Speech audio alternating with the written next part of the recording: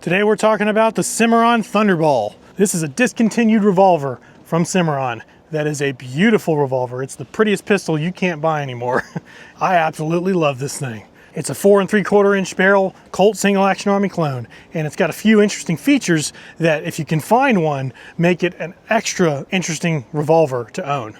How's it going, guys? My name is Chad and this is the Hopeful Homestead. You're out here right now at my little campsite that I built right next to my tiny cabin on wheels, parked out on my family's property that we're calling the Hopeful Homestead. It's a 21-acre piece of property here in South Florida that we're planning on building our forever home on, our farmhouse right up this way over the next year. And I'm going to be documenting that whole process here on this channel, so stick around and follow that journey if you want. But today we are reviewing this gun. This is one of the pistols that I plan to carry with me out here as part of my homestead protection for decades to come. It is a joy to shoot, it is a joy to carry, it's just a joy to look at. It's a beautiful gun, and we all need a gun in our collection that's just fun to look at, right? Fun to keep in the safe, you know, on display for everyone to see when they come over and see what kind of guns you got. I certainly wish they still made this thing, because I'm sure a lot of people would like to have one, because this is a beautiful gun that you can't get anymore. You cannot get the bird's head grip with the bob, you know, the slammed hammer, the 4 3/4 inch barrel in a stainless form in 45 Colt. It doesn't exist anymore unless you find one used somewhere,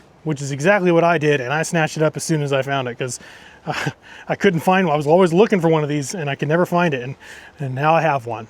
But all right, let's go ahead and do a close-up overview of this gun so you can see the features and all the things I'm talking about that make it so interesting. All right, we got the Cimarron Thunderball here. And like I said, it's in 45 Colt. It is a single action army clone. It is a true clone, meaning that it has the hammer, the firing pin on the hammer right there. Actual firing pin. There is no transfer bar, no safety mechanism, nothing on this. It is a true Colt clone. And I love that about these guns, because that makes them more reliable. That makes them have a greater longevity. You know, transfer bar systems, I have other pistols that have that, and depending on if you spend a lot of money like my Colt Python, you know, that's, you know, you better be getting a good, well-made gun for that price point, and it is. But in this price point, you know, these guns go for $400, $500, $600, you know, and they're still really well made, especially for that price, being all wood and steel. You know, this being stainless finish, it's a gorgeous gun. And the action on this, especially this one, I think this one has some sort of additional attention paid to the action by Cimarron, because it is very smooth, very lightweight, very easy to use, and it just feels, like you can see, it's got a lighter spring to that hammer, and it's just a joy to roll through. It inspires confidence, you know, when you're in a hasty situation out here doing, you know, if I'm building more fencing or planting crops or doing whatever I'm going to be doing here on the homestead, and a wild boar runs up on me, which is very likely out here, I want to be able to draw my pistol and know that it's going to work and not fumble through the action. I'm going to be able to draw that thing and just, boom, be ready to go. No problem. But as you can see, up close and personal, this has an absolute mirror finish. This thing is beautiful. You can see it says right there, Thunderball, Cimarron Thunderball.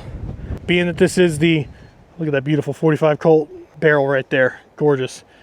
Being that this is the 4 3/4 inch barrel version, it has the ejector rod housing equal to the length of the barrel, which I find just looks nice. I just enjoy the way that looks as a overall aesthetic standpoint. Got your fixed blade front sight that's real pronounced and raised very nicely. You can see the sights are very easy to see on this. This in particular, this gun, if you can see, the sights, the rear sights on this particular gun are wider. They have dug a deeper and wider groove that is more squared off, deeper into the frame on this on the Thunderball, on this particular gun, unlike my other Colt clones by Cimarron. And it's wider. The blade, the front blade is wider on this, and pairing that with the fact that it's stainless makes it very easy to get a sight picture with this thing. And especially at night in darker conditions, you can spot the sights on this and get a sight picture very quickly. And going around here, keeping this thing this polished means that as soon as you shoot it, you got to start wiping it off right away, or else it'll get those burn marks on it. But as you can see here, this particular model has a slammed hammer. This hammer is not, normally it's projecting up higher than the frame of the gun when it's resting down on the frame. But this one's slammed, and it's also significantly wider. And you can see the checkering that they've got on here. It's a very wide hammer that is easier to grip, to grab. When you've got your hand on the gun, you can reach up and grab this thing for quicker firing and quicker operation of the firearm a lot easier because of that design. And as I've mentioned about all my single action revolvers by Cimarron, I love the bird's head grips that they do, because you get this really functional part where it juts out straight. Normally with most single action Army clones, you get that curved rear of the grip that just starts at the frame and curves down. This has this protrusion here, and then it has this little notch that pops up, so that when your hand, you know, this contours to the palm of your hand very nicely, and you got this little notch that rests right here in the palm of your hand up against your skin, so that when you're firing this gun, the recoil management is a lot easier. That notch hits your palm and keeps the gun from jumping up as easily when it has, compared to when it has that sloped rear of the grip. With the typical gunfighter grip, that causes a little more recoil to happen. So I really like that about this. And then not to mention, look at these actual grips, guys. What gorgeous, gorgeous checkering. What a gorgeous gun this is. Absolutely beautiful, especially on a bright day with the sun out. It just, you can check your teeth in this thing. It's that polished. I mean, look, you can see you guys in the reflection right there. You can see my camera right there. Isn't that funny? And if you guys don't know, single action Army, you cock it once, one click is the safety notch, 2 clicks frees up the cylinder to be able to load and unload the gun. You can see you pop open the loading gate door and you can load and unload the side right there. And then you got the 3rd click and 4th click for cocking the hammer all the way. And then you pull the trigger to set that hammer down. And because this is a single action Army gun, single action meaning that this trigger does absolutely nothing unless you pull that hammer first. So that's what makes a single action revolver so handy, in my opinion, is that it's a simple function. And when it's a true clone like this with no transfer bar or anything, it's a system that's just going to work for a long time, because it's a very simple design that is easy to maintain.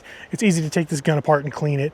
And this thing is just going to be able to live on my hip out here at the homestead for years and years to come. And woo, we are getting some sunlight. So let's check that beaut of a gun out in that direct sunlight now.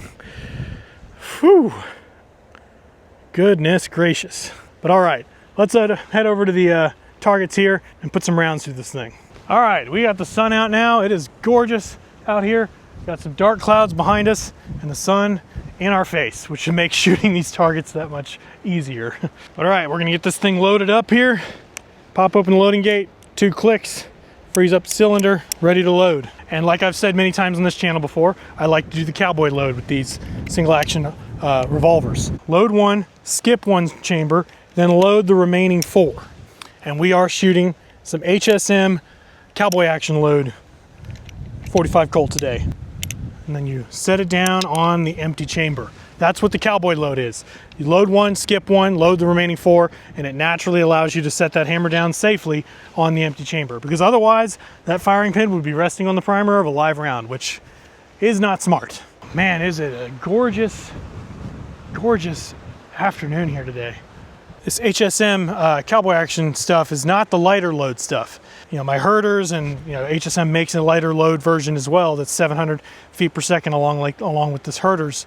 This stuff is 250 grain bullets going at about 900 feet per second, 850, 900 feet per second, which is significantly more powerful that I've discovered out of a revolver.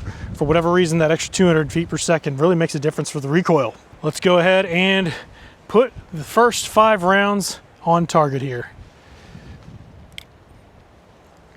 One hand, go for the biggest plate. Oh, I missed.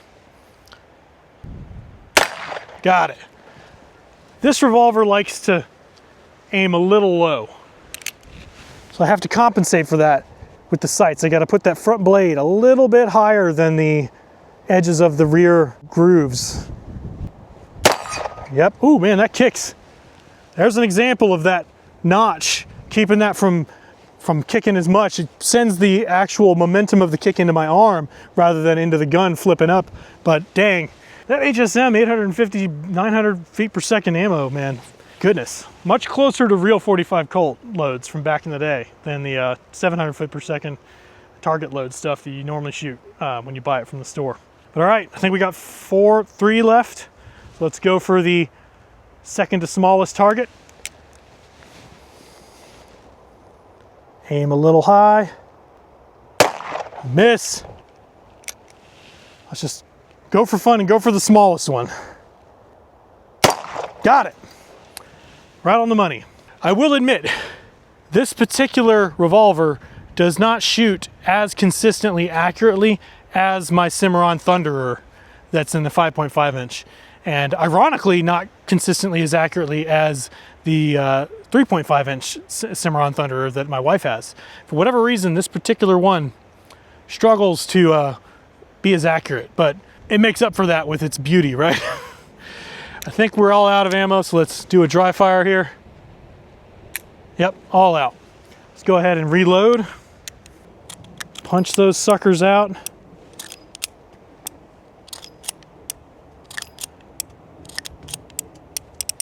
I'll load a full 6 this time, which I only ever do when I'm at the range, because I know I'm going to put all 6 rounds down at the targets.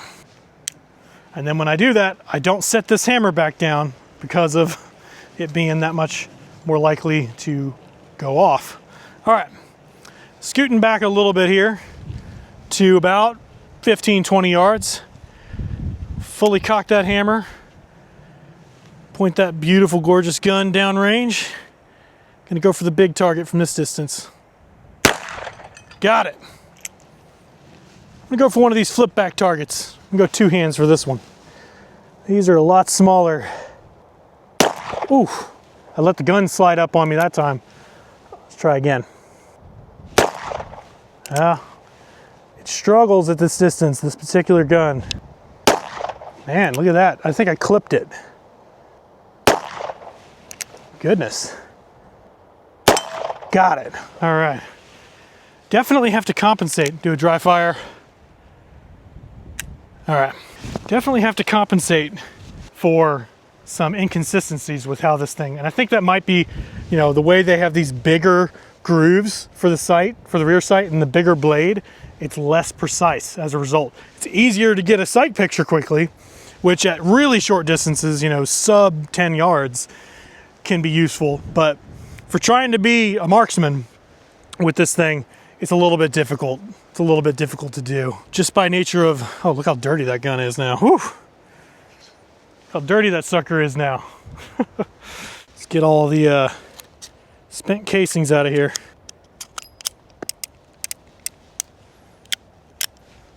All right, get this thing cleaned up. Pretty dirty, but all right. It's about as good as it's gonna get, cleanliness wise. But that's the Cimarron Thunderball. You know what I'm actually thinking about doing for this gun is turning it into my snake gun.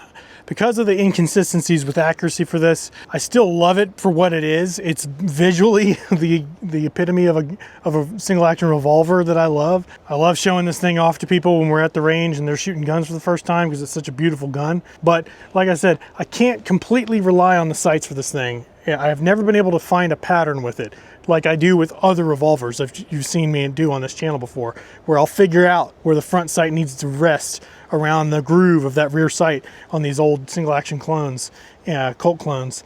And once I figure that out, I can start driving tacks with it. But right now, this gun, I can never get a consistent idea of where those sights are lining. And I think it's because of how wide that front sight is and how wide the groove is on the rear. And so for me, if I make this my snake gun, I could have this be using that CCI 45 Colt snake shot ammo. And having 5 rounds of that in this sucker in a 4 3/4 inch barrel, you know, shooting at a snake, if I've got a rattlesnake or something at about 5-ish, 10 yards, snake shot out of this thing will pattern out of a 4 3/4 inch barrel, will pattern nice and widely to where it'll, you know, span a good couple of feet worth of space. And if you've seen some videos online of what that 45 Colt cartridge with the snake shot in it does, it is gnarly stuff. It's not nothing to joke around about, for sure. You know, maybe I'll make that my snake gun. Maybe this will just be something I use for a dedicated purpose. I can always know we'll have that ammo in it and will be reserved for that whole intended use. But that's gonna do it for this video, guys. Thanks for watching. Again, my name is Chad. This is the Hopeful Homestead,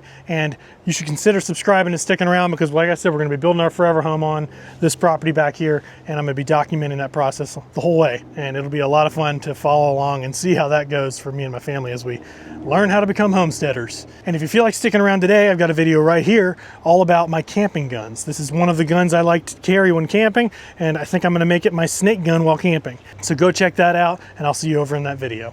Thanks, guys.